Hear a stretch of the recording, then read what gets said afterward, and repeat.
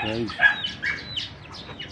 ganang hapon guys ang auto pag nagpapatuka naman mga alaga nyo guys. Makulim din dito maghapon guys. At walang ang kuryente kanina pa, brown out dahil sa nito yung problema dito guys. Kunting ulan lang, ano na kagad, namamatay yung kuryente dito. Palpak talaga.